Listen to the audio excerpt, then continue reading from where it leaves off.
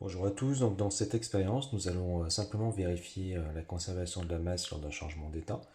Donc simplement avec des glaçons que l'on va faire fondre un petit peu en accéléré à l'aide d'un sèche-cheveux.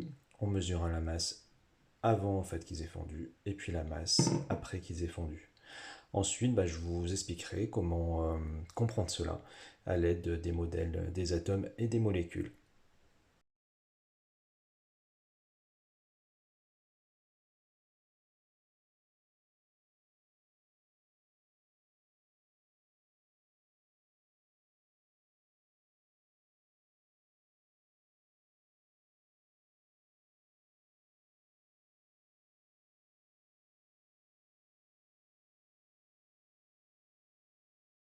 Pour comprendre ce qui se passe lors d'un changement d'état, il faut comprendre qu'il existe dans la nature différents liens possibles entre les particules.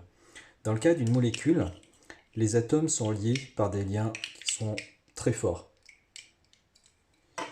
Dans le cas d'un solide, par exemple, d'un glaçon, les molécules vont être liées entre elles par des liens qui sont beaucoup moins forts, que j'ai représentés ici par des petits morceaux de scotch.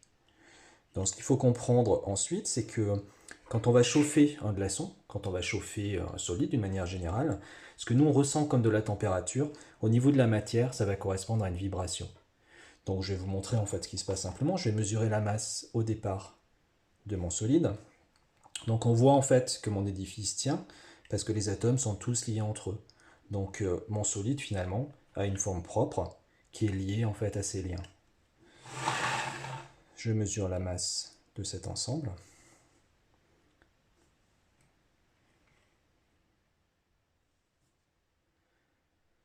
Qui fait 136 grammes.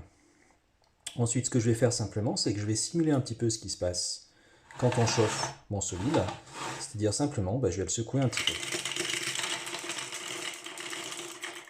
Donc on voit que l'édifice s'est défait, mais par contre, certains liens restent encore entre les molécules.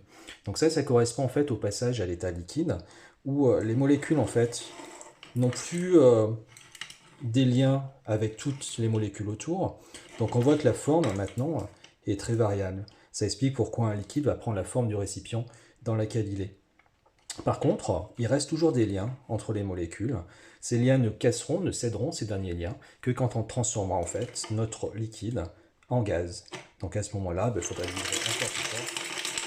Et puis on voit que les molécules se séparent. À chaque fois dans les changements d'état, on voit donc que le nombre de molécules ne change pas. Donc si je mesure de nouveau la masse, on voit que sans surprise, je vais retrouver la même masse qu'avant. À partir du moment où le nombre de molécules, donc le nombre d'atomes total ne change pas, la masse n'a aucune raison de changer.